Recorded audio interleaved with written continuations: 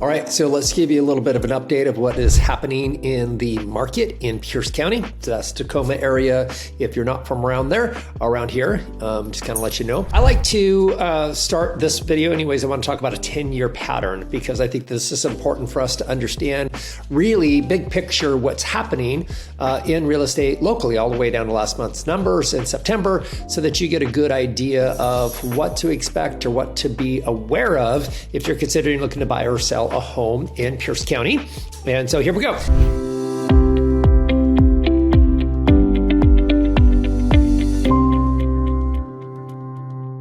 Remember 10 years ago, we were coming off of the big Great Recession and we had a real spike in homes. There's like a year of inventory or whatever it might be. It was historically high, bad loans, a big hot mess. But then about 10, maybe even 13 years ago, things began to thin out, a lot like my hair. What we got down to 10 years ago, and that's this number over here, is about 10 years ago, we were dipping under the 6-month mark of inventory, 6 months of inventory. Now, why that's important is because somewhere between 4 and 6 months of inventory is called a balanced market, depending on which person you're talking to. Some of a little more aggressive will kind of lean towards 4, a little bit more kind of will lean the other direction towards 6. But since 2013, 2015, we're kind of in that balanced market. What that means is you can go look at a home for 2 or 3 weeks. You can view the home maybe even 2 or 3 times over the course of a month before you decided like, yep, this one's the one for me. And then slowly and started to dip in inventory, and it continued to dip and it continued to dip down to where you're under 2 months of inventory. We've been there since 2018. And then we had our unicorn years, which was the COVID years about there's a real buyer frenzy and all of those things kind of went crazy and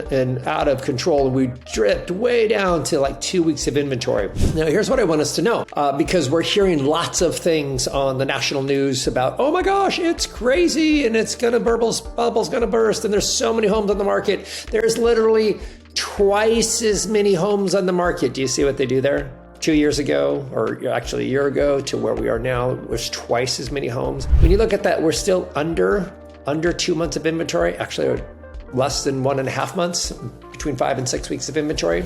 Do you see where this came from? This is where these highs up at 6, we're down here and we're dropping off a little bit. This is very important to know because this is that supply and demand issue.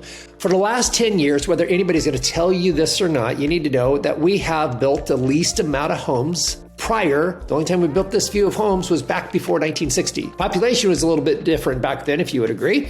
If not, fact check me on that. I think you'll kind of find out that that's true. And the deal is out of that last pre-10 years ago, that crash, this is one of the things that I know. A lot of the little builders no longer exist. They lost it. I know that because I actually had friends of mine that were builders that went bankrupt. They lost it. The only ones who've been building are the big builders. And slowly over the course of times, we haven't built enough homes, and a lot of investors have stepped in and bought even more of those homes. So it's just made it a real big pickle for the average day Joe Schmo like you and me to buy homes. And that's what we're dealing here, is we're dealing with the byproduct of a couple things, and it really has low inventories. And that's a big deal because as inventory goes down, prices go up. And then we're just jump back over this for the last 10 years. What have we been experiencing here? And this is why it's been a crazy market. 10 years ago, if you'd bought in 2013, this is where you are now in 2023, 10 years later. Year over year, we're down a little bit. We're down about 2.2% year over year. And that's kind of probably pretty normal because it was really super hot that it's going to exhale just a touch. But this right here, this is with an 8% interest rate, or 7.5% to 8% interest rate. This is with a very high buyer demand has softened, but also the flip side of that is people just are deciding not to sell their home. They're going to wait until market conditions change a little bit or things pick up a little bit. And that's really is true because what you have to understand is 42% of people in America, they own their own home. They own it. They're just sitting on that. There's no debt to that. So because there's that, they don't have to decide to sell if they don't want to sell. And really that's just kind of putting as it slows down, like not enough sales, because we're about 35% drop in sales volume, which is okay. Like that's what we're dealing with. And it's kind of a readjustment to the norm of what it was several years ago.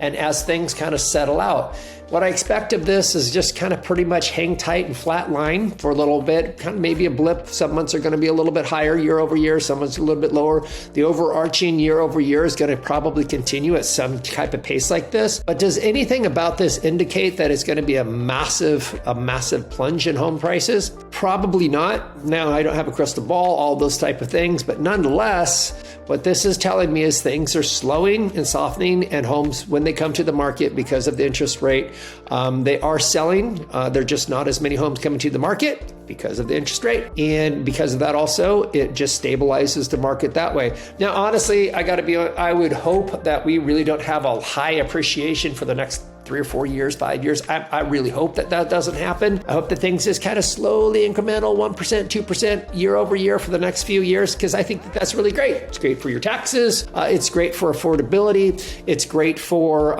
stabilizing the market a little bit. It's just, I don't think it's a bad thing. But here's what I think you should know is that it's not plummeting. And so if you're considering buying or selling, we always say the same thing. If you're considering buying or selling, is it a good time? It always depends. It depends on your 5-year, 10-year goal. Is it a good time to buy a home or sell a home? It really depends upon that. I would say, and I always have said this, I said this during the hottest part of the market, when things were just going crazy and prices were, people were offering over asking all the time, and that's pretty much the only way you can get a house. Is it a good time to buy? So it always depends. It always depends. It's a good time to sell. It always depends on what your longer term goals are. I do not believe in playing the roulette game with regards to home appreciation.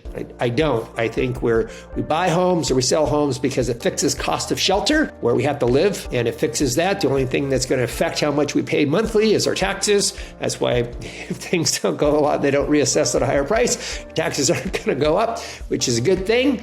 At least that's my preference. And so that's kind of what we're always looking at there. So that's what's happening in your market in Pierce. And if you have more questions about this, just click in my link below and you can schedule time for us to talk to see if it's a good time for you to either buy or sell in Pierce County, in the Tacoma area, or Gig Harbor, or any of those wonderful communities in Pierce County. Just reach out to me and we can have a conversation to see if it's a good time for you. Hopefully you're having a wonderful day.